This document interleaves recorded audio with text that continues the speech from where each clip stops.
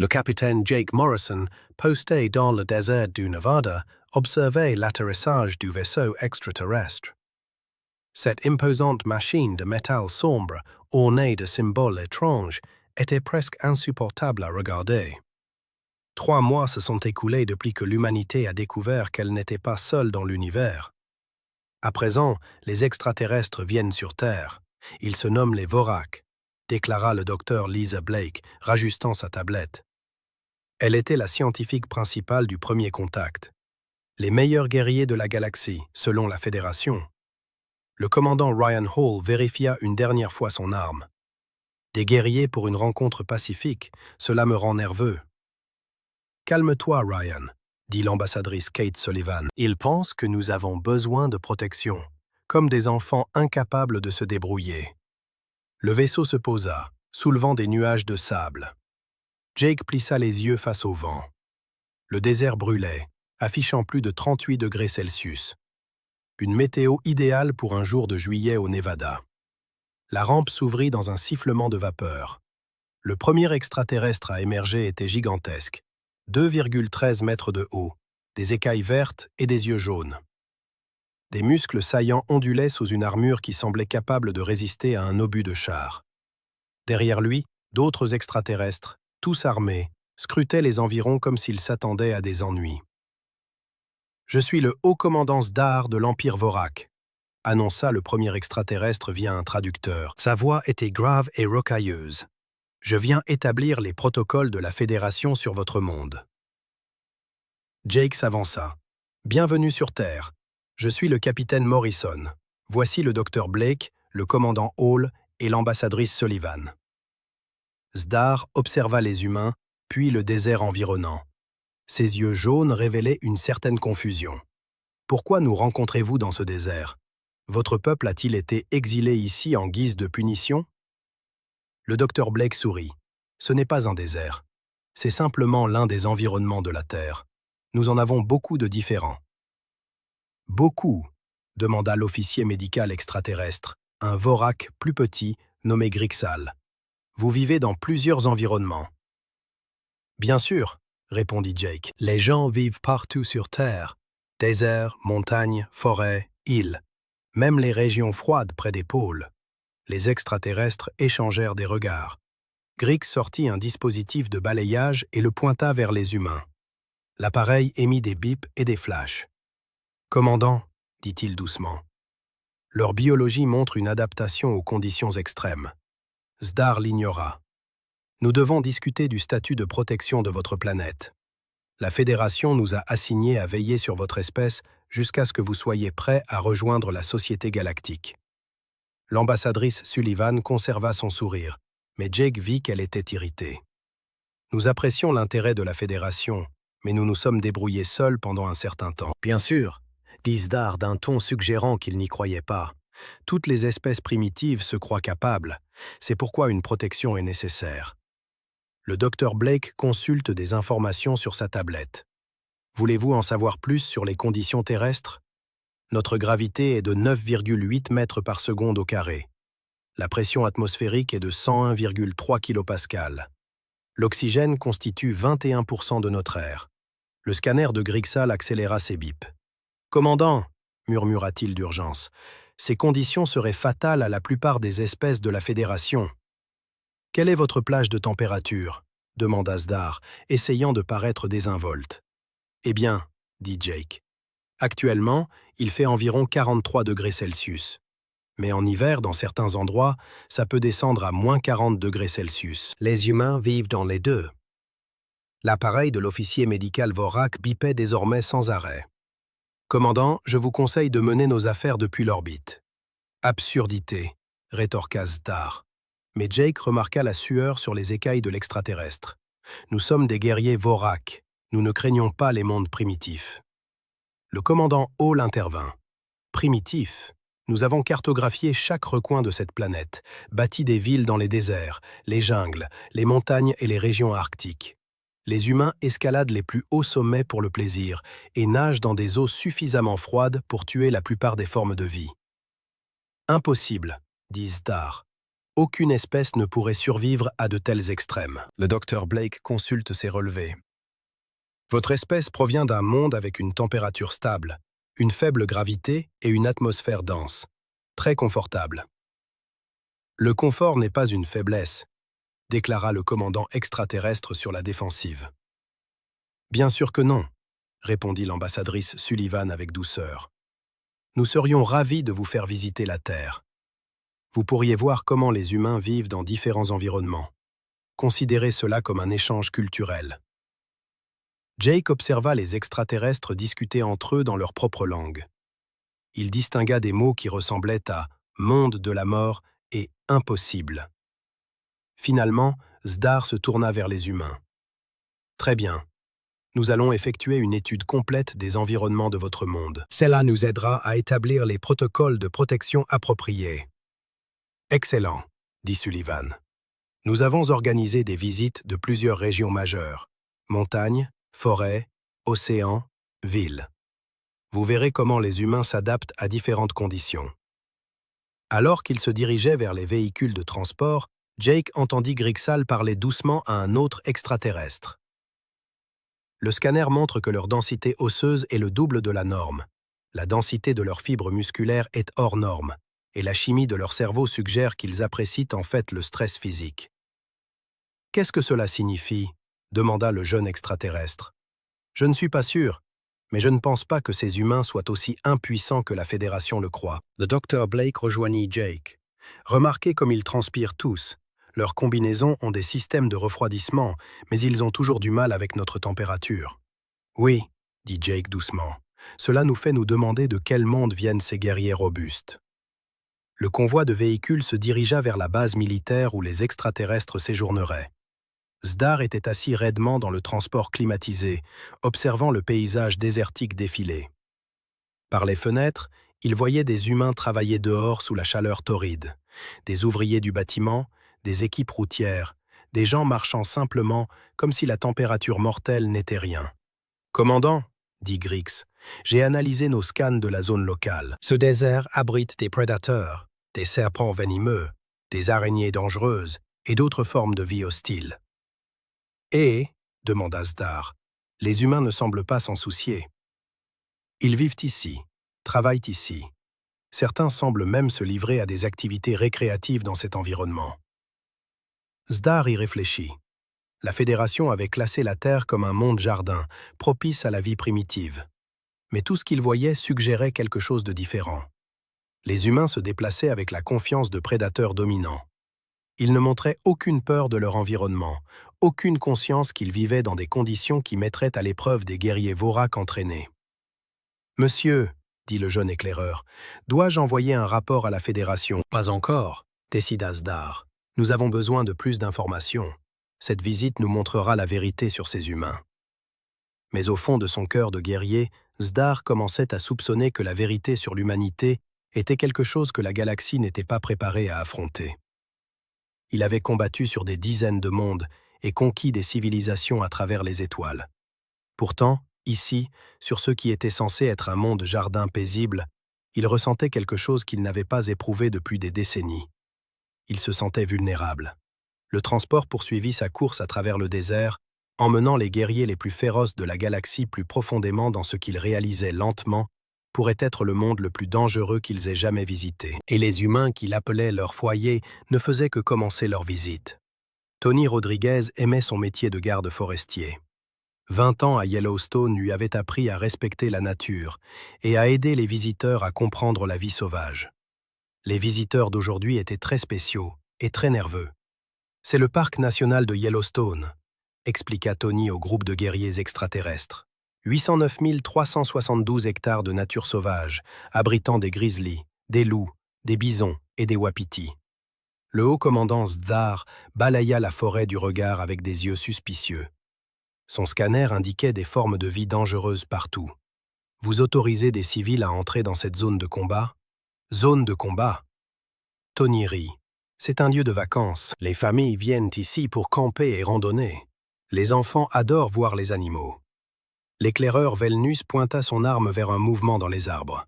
« Approche hostile, grand prédateur. » Tony regarda là où l'extraterrestre pointait. « Oh, c'est juste un grizzly. Bel animal. Il pèse probablement environ 270 kilos. Juste un ours. » Le scanner de Grix hurlait des avertissements. « Mes instruments montrent qu'il pourrait déchirer notre armure. »« Eh bien oui, si vous le mettiez en colère, » dit Tony calmement. « Mais ils sont surtout intéressés par la nourriture. Tant que vous respectez leur espace et que vous ne vous mettez pas entre une mère et ses petits, ils vous laissent tranquille. » L'ours s'approcha, reniflant l'air. Les guerriers Vorak levèrent leurs armes. Tony s'interposa entre eux et l'animal. « Oh, doucement là, pas besoin d'armes.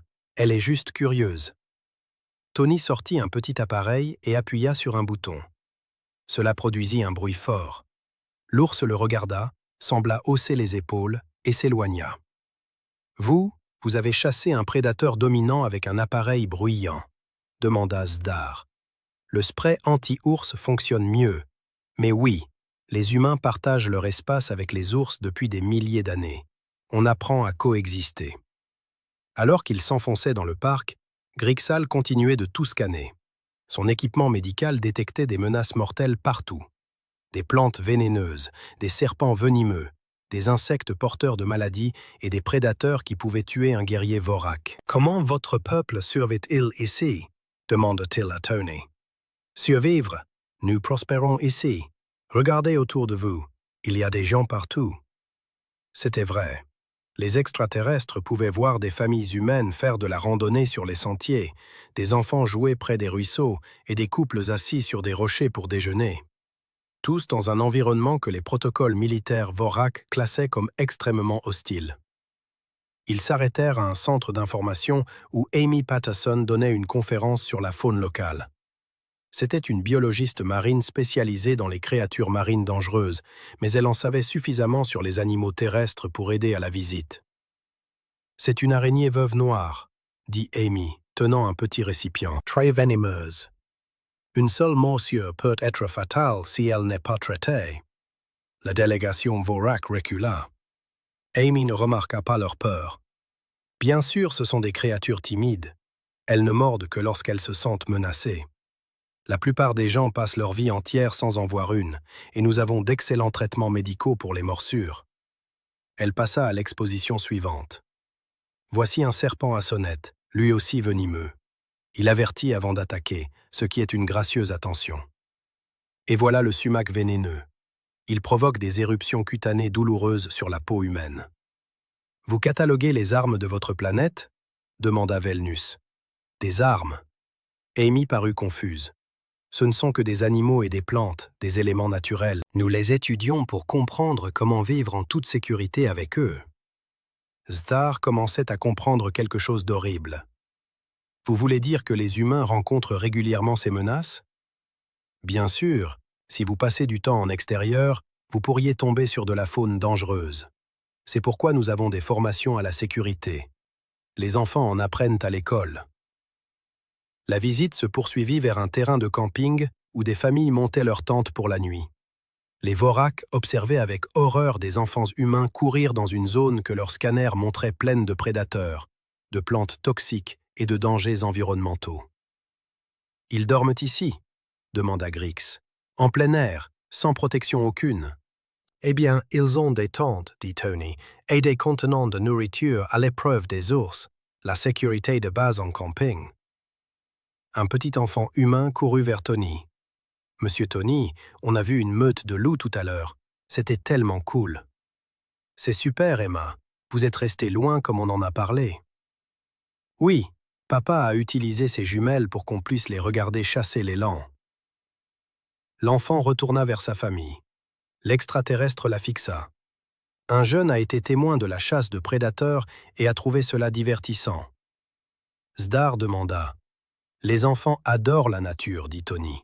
« Les loups sont des chasseurs incroyables, magnifiques à observer à distance sûre. » Le lendemain, ils s'envolèrent pour Hawaï. Amy Patterson les rencontra à l'aéroport pour leur montrer la vie océanique. Le temps était parfait, avec d'énormes vagues déferlant sur la plage. « L'océan Pacifique entoure ces îles, » expliqua Amy. « C'est le foyer des grands requins blancs, des requins tigres, des physalis, des serpents de mer et d'autres espèces marines. Elle montra du doigt des gens dans l'eau. Ce sont des surfeurs. Ils chevauchent les vagues. Les Voraques regardèrent leur scanner. L'océan montrait d'énormes prédateurs se déplaçant dans l'eau, des créatures toxiques pouvant tuer au toucher, des courants assez forts pour broyer leur armure. Les humains sont dans l'eau, dit Velna doucement, volontairement. Oh oui, le surf est très populaire ici. Des gens viennent du monde entier pour chevaucher les vagues hawaïennes. Ils observèrent un jeune homme pagayer sur une planche vers des vagues que les scanners extraterrestres qualifiaient de catastrophiquement dangereuses.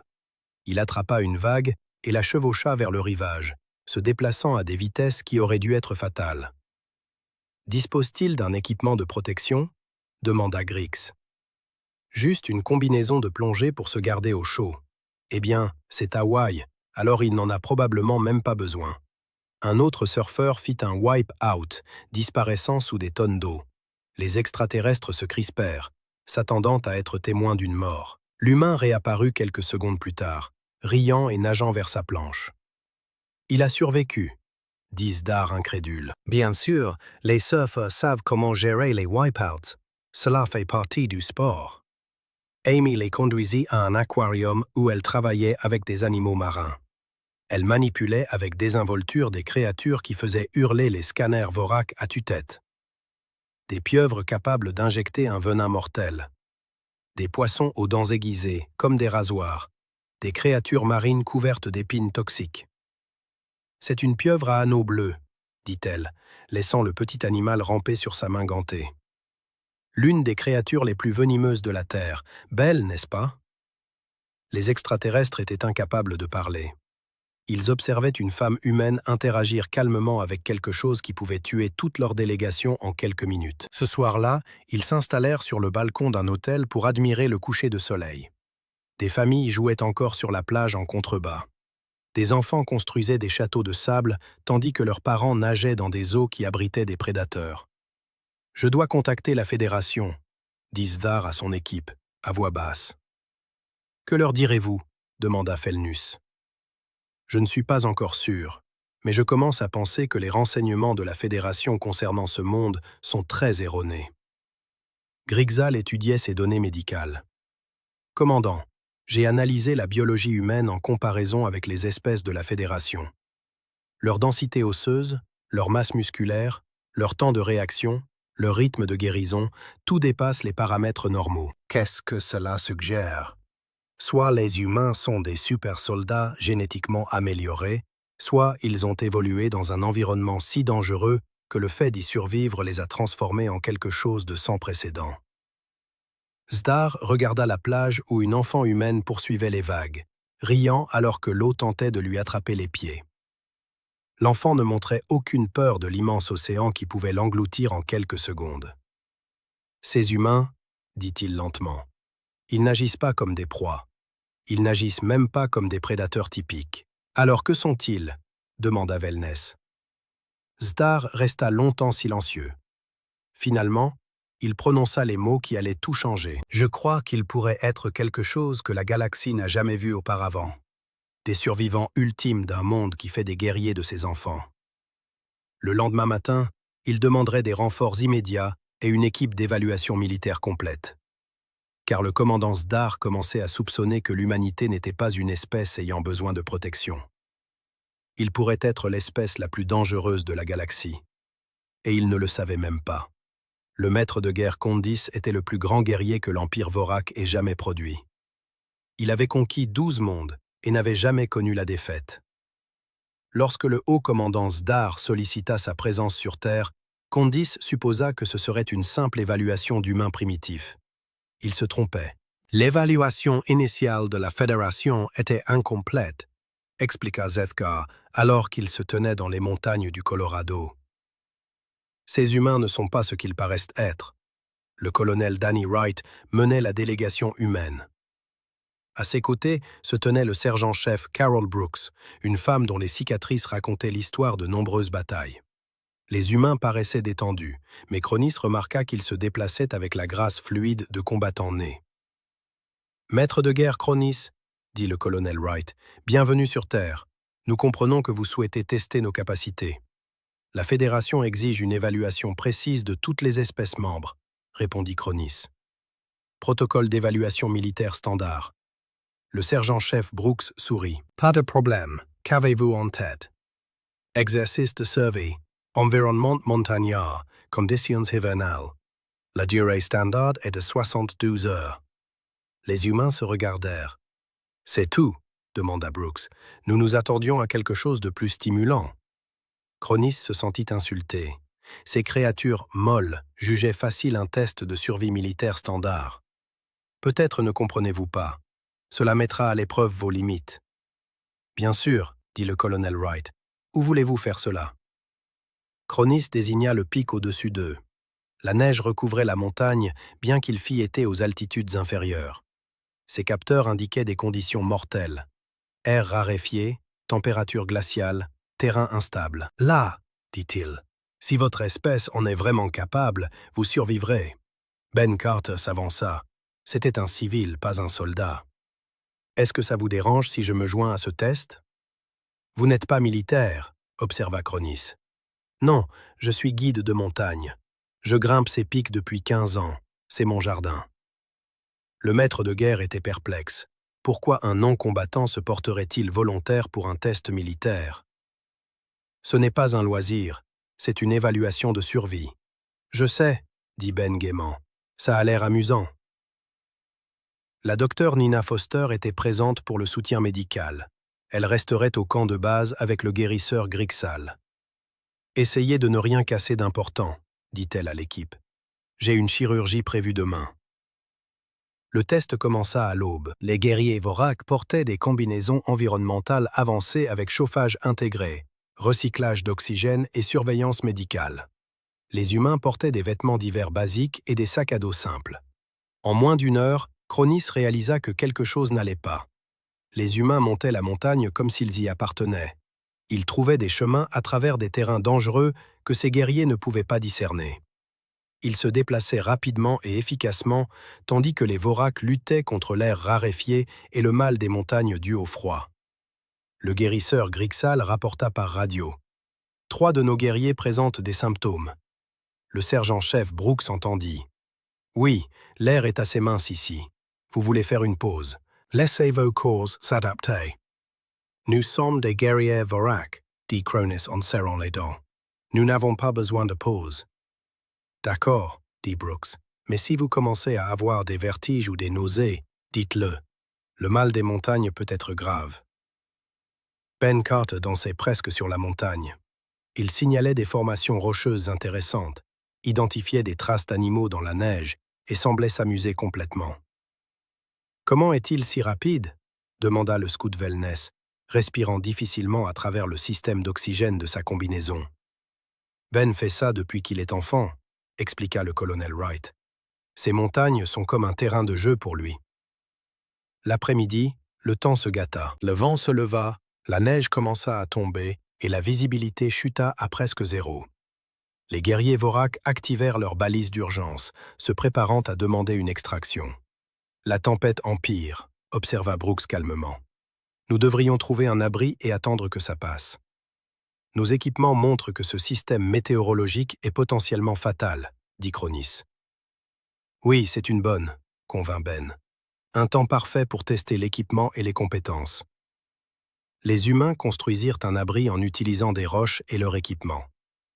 Ils travaillèrent en douceur, chaque personne sachant exactement quoi faire. Les Vorak observèrent avec stupéfaction comment les humains créaient un espace chaud et sec en quelques minutes. « Vous avez déjà fait cela ?» observa Cronis. « Survie en montagne de base, dit Brooks. Chaque soldat apprend ça. Et les civils, rit Ben. Ma fille a appris à construire des abris de neige à l'âge de 8 ans. Ce n'est pas de la science-fusée. » Cette nuit-là, la température chuta à moins 20 degrés Celsius. Les humains étaient assis autour d'un petit feu, racontant des histoires et riant. Les Vorak se blottissaient dans leurs combinaisons chauffantes, observant leur niveau d'énergie chuter. « Votre équipement tombera en panne dans ces conditions, » avertit Cronis. « Probablement, » convint Wright. « C'est pourquoi nous ne dépendons pas de l'équipement.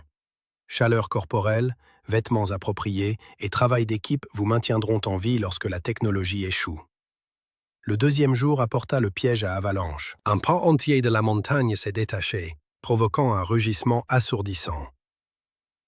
Des tonnes de neige et de rochers ont déferlé vers leur campement. Les Voraques ont été saisis de terreur, mais les humains ont réagi instantanément. « Avalanche !» a crié Brooks. « À terre tout le monde !» Les humains se sont jetés au sol et ont protégé leur tête. Ils savaient exactement quoi faire. La neige les a recouverts, mais leur choix d'emplacement pour le camp s'était avéré judicieux.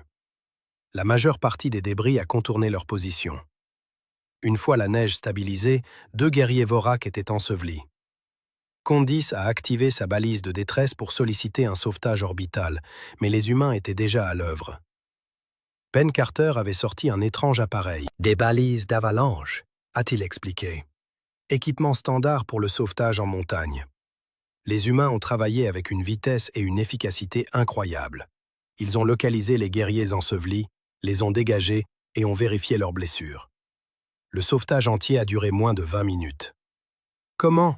a demandé Cronis. « Comment avez-vous fait si vite ?»« L'entraînement », a répondu Brooks. « Le sauvetage en montagne est une affaire sérieuse. Chaque seconde compte. » Le docteur Foster est arrivé en hélicoptère 1 heure plus tard. Elle a soigné les Vorak blessés dans des conditions que le soigneur Grix a jugées impossibles pour un travail médical.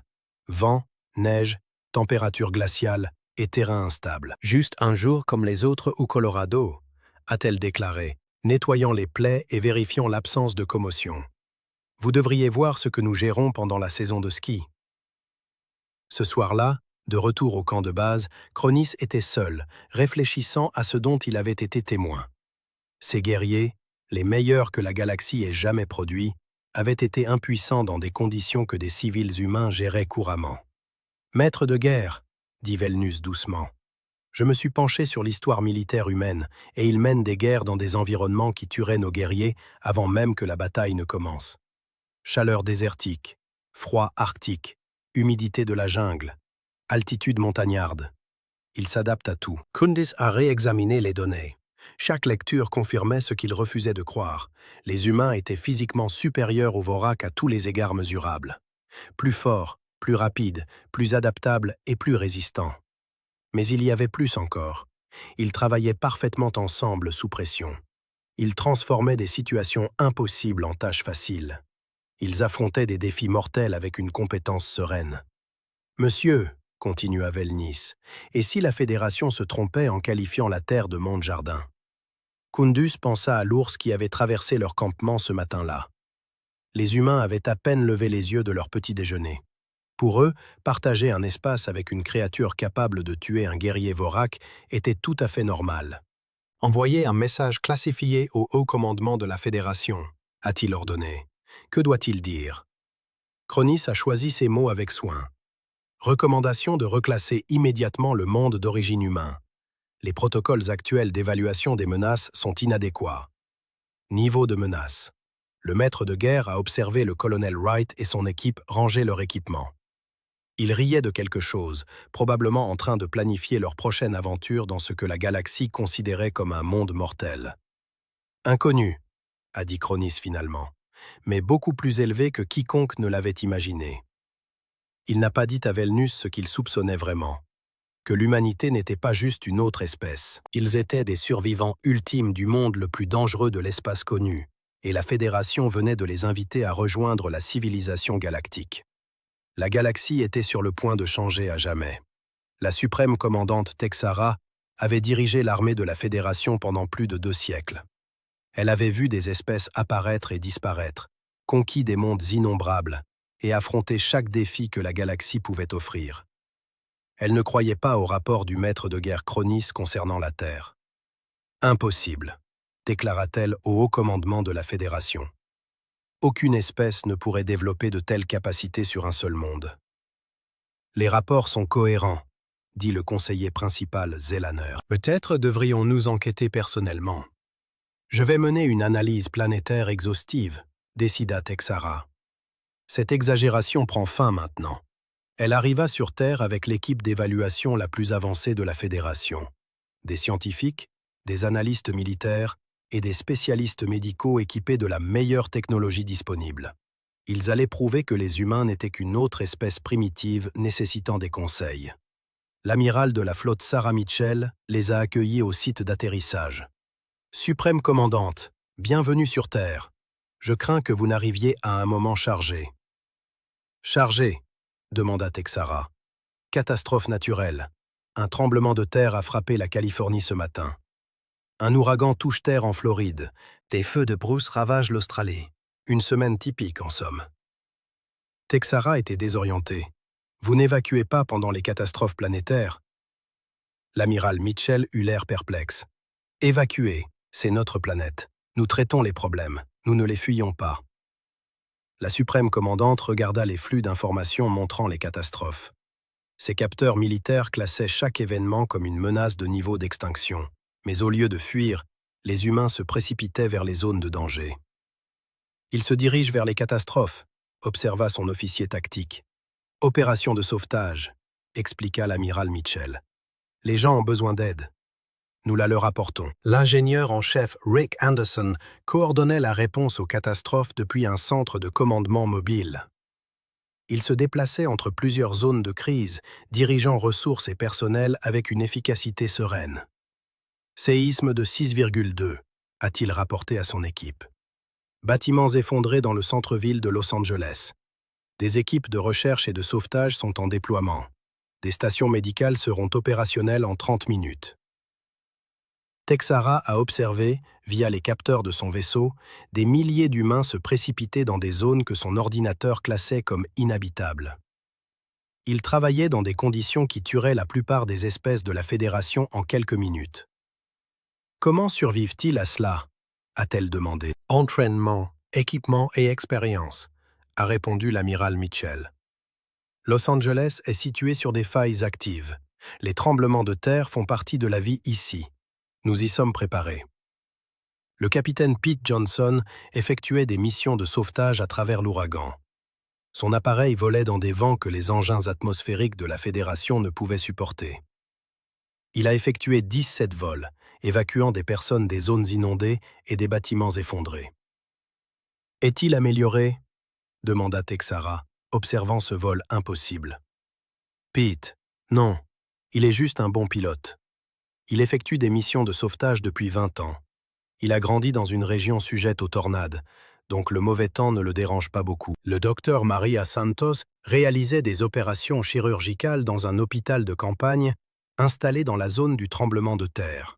Des répliques continuaient de secouer le sol toutes les quelques minutes. L'équipement médical tremblait. Les lumières vacillaient, mais elles ne s'arrêtaient jamais de travailler. 43 opérations chirurgicales en 18 heures, a-t-elle rapporté à son équipe médicale. 2 autres patients arrivent. Préparez-en 3. L'officier médical de Texara était horrifié. Elle opère pendant que le sol bouge dans des conditions instables, avec des débris qui tombent autour d'elle. Le docteur Santos est l'une de nos meilleures chirurgiennes traumatologues, a déclaré fièrement l'amiral Mitchell. Elle a travaillé dans des zones de guerre, des zones sinistrées et des situations d'urgence partout dans le monde. Il en faut plus qu'un tremblement de terre pour la ralentir. La lieutenant Grace Turner dirigeait des équipes de décontamination dans des zones toxiques créées par des déversements chimiques suite au tremblement de terre. Elle portait un équipement de protection basique et travaillait dans des environnements que les capteurs de la Fédération estimaient immédiatement létaux. « Fuite d'acide contenu », a-t-elle rapporté calmement. « Nous passons au site suivant. Cela devrait être nettoyé d'ici demain. » Demain. Le spécialiste environnemental de Texara lisait des chiffres impossibles. Ces niveaux de toxines tueraient nos équipes en combinaison de protection en quelques heures. Grace fait du travail de décontamination depuis qu'elle a quitté l'université, a expliqué l'amiral Mitchell. Déversement chimique, fuite radioactive, contamination biologique. Elle a tout vu. L'ouragan a apporté son lot d'horreur. La marée de tempête a inondé les villes côtières. Les vents ont déchiré les bâtiments et la pluie tombait en rideaux, réduisant la visibilité à 0. Les équipes de sauvetage des gardes-côtes ont travaillé sans relâche. Ouragan de catégorie 4, a noté l'amiral Mitchell, vérifiant les rapports. Cela aurait pu être pire. Pire? Texara n'en croyait pas ses yeux. Votre peuple travaille dans ces conditions régulièrement. Le temps fait ce qu'il veut. Les gens s'y trouvent piégés. Nous allons les chercher. Pendant ce temps, en Australie, les pompiers luttaient contre des feux de forêt sur des millions d'acres. Ils travaillaient sous des températures dépassant les 49 degrés Celsius, respirant une fumée qui étoufferait la plupart des espèces de la Fédération, encerclées par des flammes qui transformaient le paysage en enfer. Juste une autre saison des feux, a rapporté un pompier par radio. On aurait bien besoin de pluie, mais on va maîtriser ça. Texara a consulté les données sur l'histoire environnementale de la Terre. Ce qu'elle a découvert a tout changé. Cette planète connaît régulièrement des événements catastrophiques, a-t-elle dit à son équipe d'analyse. Tremblements de terre, ouragans, tornades, inondations, incendies, éruptions volcaniques, âge glaciaire. La surface entière est instable. Oui, madame, et les humains ont construit des civilisations dans toutes ces zones de danger. Ils vivent là où les catastrophes se produisent. Les humains semblent préférer les endroits dangereux, les grandes villes bâties sur des failles sismiques dans des zones d'ouragans près de volcans actifs. Ils les appellent de beaux endroits avec du caractère. L'ingénieur en chef Anderson a rejoint leur briefing par liaison vidéo. Il coordonnait simultanément les efforts de secours pour les 3 catastrophes. « Suprême commandante, dit-il, l'amiral Mitchell me dit que vous étudiez notre réponse aux catastrophes. J'essaie de comprendre comment votre espèce survit à de telles conditions. » Rick a ri. « Nous ne faisons pas que survivre, nous prospérons. La Terre essaie toujours de nous tuer, alors nous sommes devenus bons pour rester en vie. Cela nous rend résistants, créatifs et coopératifs. Vous considérez les catastrophes planétaires comme normales. Bien sûr, les tremblements de terre ont bâti nos montagnes. Les ouragans apportent la pluie à nos fermes. Les volcans produisent un sol fertile. Les feux de forêt dégagent les vieilles forêts pour de nouvelles. Tout cela fait partie du cycle. Texara le regarda fixement. Vous voyez la mort et la destruction comme bénéfiques. Nous voyons des défis et des opportunités. Chaque catastrophe nous apprend quelque chose. Cela nous prépare mieux à la prochaine. Cette nuit-là, Texara a passé en revue toutes les données. La Terre n'était pas un monde jardin. C'était la planète la plus dangereuse de l'espace de la Fédération. Géologie instable, météo violente, environnement toxique, faune mortelle et événements catastrophiques qui se produisaient régulièrement. Pourtant, la vie ne s'y limitait pas. L'humanité y connaissait une ère florissante. Elle avait transfiguré un monde mortel en une civilisation prospère, incarnant quelque chose d'inédit dans la galaxie. « Envoyez une transmission d'urgence au Conseil de la Fédération », ordonna-t-elle. « Contenu, madame », répondit son interlocuteur. Texara médita ces mots avec soin, sachant que le message allait modifier le cours de l'histoire galactique. Erreur de classification d'espèces. Les humains ne sont pas une civilisation protégée, ce sont des survivants acharnés d'un monde mortel de classe 12. Recommande l'implémentation immédiate du protocole 7. Protocole 7, s'enquit son officier de communication. Madame, ce protocole est réservé aux espèces qui posent des menaces existentielles à la sécurité de la Fédération. Exactement, rétorqua Texara, observant les humains réaliser des miracles dans des conditions qui auraient anéanti des armées. Je ne les crois pas dangereux parce qu'ils veulent nuire à autrui. Ils le sont parce qu'ils sont d'une capacité si invraisemblable qu'ils donnent l'impression que n'importe qui d'autre est impuissant. Elle consulta les données une dernière fois. Chaque être humain vivant représentait un prodige ambulant d'adaptation et de persévérance. Ils affrontaient des défis insurmontables avec une compétence sereine et refusaient de s'avouer vaincus. La galaxie est sur le point de découvrir ce qui advient quand on évolue sur une planète qui ne cesse jamais de vouloir vous tuer, dit-elle calmement. Qu'est-ce qui arrive? Tandis que Tehara observait le docteur Santos pratiquer une autre chirurgie, le sol trembla sous elle. On devient inarrêtable. Le Conseil de la Fédération n'avait jamais été confronté à une crise pareille. Pour la première fois dans l'histoire galactique, il devait reclassifier une espèce, passant de « protégée » à « menace potentielle ». La session d'urgence attira des représentants de tout l'espace connu. La proposition qui nous est soumise, annonça le conseiller suprême, est la mise en quarantaine immédiate du système Sol en attente d'une évaluation approfondie. Appuyé, déclara le représentant Catarion. Ces humains sont manifestement trop dangereux pour les protocoles de contact standards. Motion rejetée, affirma Zélanor avec fermeté. Nous n'emprisonnerons pas une espèce pour sa compétence. Au lieu de cela, nous invitons des représentants humains à s'adresser directement à ce conseil. La chambre du conseil se tut. Aucune espèce issue d'un monde mortel n'avait jamais été admise dans la capitale de la Fédération. L'idée même était jugée irréalisable. Le président Kevin Moore menait la délégation humaine. L'amiral Lisa Thompson marchait à ses côtés, son uniforme impeccable et professionnel. Le docteur Andrew Phillips portait des tablettes de données contenant la réponse officielle de l'humanité aux préoccupations de la Fédération. La vaste chambre accueillait des représentants de centaines de mondes de l'UAC. La plupart n'avaient jamais vu d'humains auparavant. Ils observaient nerveusement la petite délégation se diriger vers la tribune. « Honorable conseiller », débuta le président Moore, « nous venons non pas en conquérant ou en menace, mais en voisins, espérant nouer des relations pacifiques. Votre monde a été reclassé comme un monde mortel de classe 12, déclara le représentant altarien. Nos scientifiques le déclarent inhabitable. Le docteur Philippe avança. Avec tout le respect, votre système de classification semble présenter quelques lacunes. Vous évaluez les mondes en fonction de leur danger pour vos espèces, mais vous n'avez jamais pris en compte le type d'espèces qui pourraient évoluer sur ces mondes dangereux. Il activa un écran holographique montrant l'environnement terrestre. Notre planète connaît régulièrement des événements catastrophiques. Tremblements de terre, ouragans, éruptions volcaniques, ères glaciaires, impact de météorites.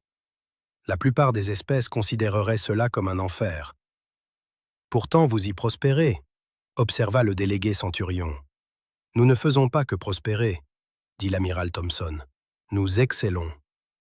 La Terre nous a appris qu'il n'y a pas de conditions impossibles. Il n'y a que des problèmes qui attendent des solutions. Le représentant Vorak se leva. Votre espèce démontre des capacités qui dépassent celles de nos meilleurs guerriers.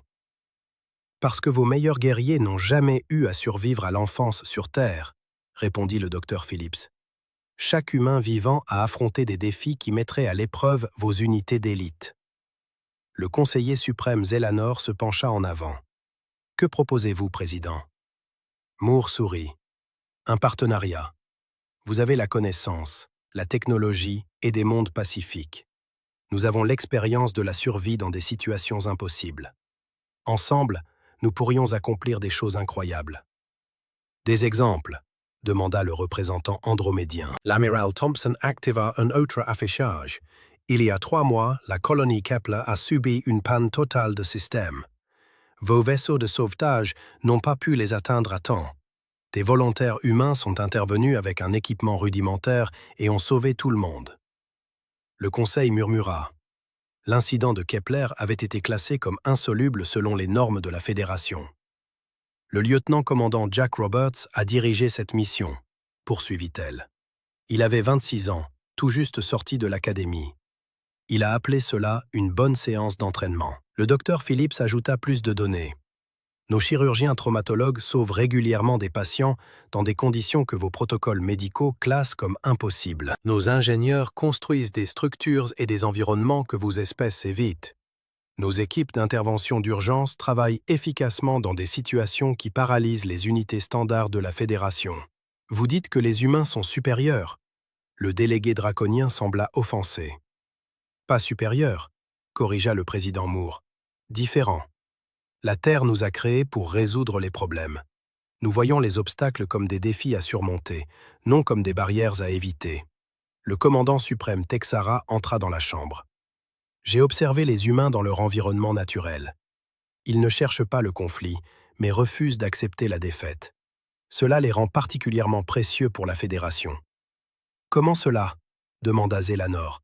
Catastrophes, secours, opérations en milieux extrêmes, sauvetage impossible, situation où les forces de la Fédération ont toujours échoué. Elle marqua une pause. Je demande officiellement des programmes de formation humaine pour nos unités militaires. La chambre éclata en exclamations surprises. Le commandant militaire suprême de la Fédération demandait de l'aide à une espèce qu'ils avaient prévu de protéger. Le docteur Emma Clark, xénopsychologue terrestre, aborda les aspects psychologiques. Les humains ne voient pas l'univers comme hostile. Nous le voyons comme un défi. Cette différence fondamentale de perspective nous permet de fonctionner là où d'autres ne le peuvent pas. Que voulez-vous de la Fédération?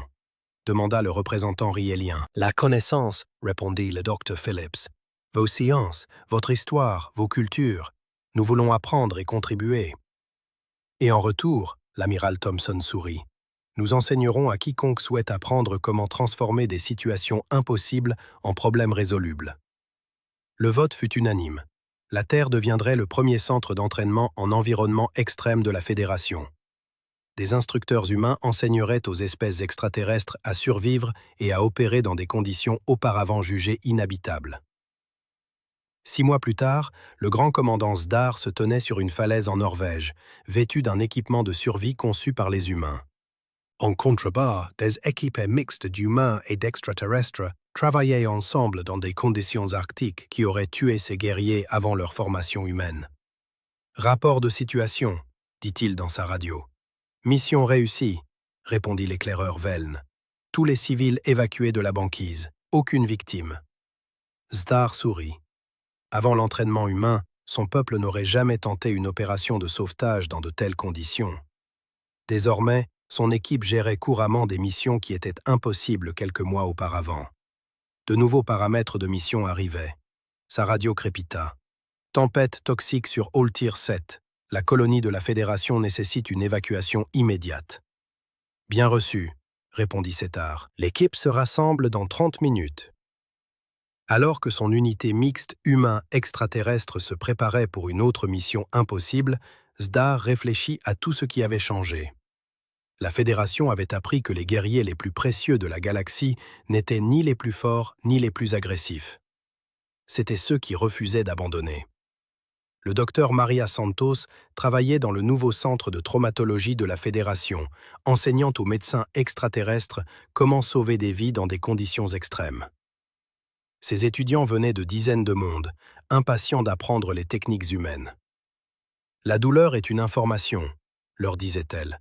« La peur est une donnée. Ni l'une ni l'autre ne devrait vous empêcher de faire votre travail. » Le capitaine Pete Johnson dirigeait l'école de pilotage par temps extrême de la Fédération. Les pilotes qui évitaient autrefois les tempêtes effectuaient désormais des missions de sauvetage dans des conditions qui auraient immobilisé des flottes entières. La galaxie était en pleine mutation.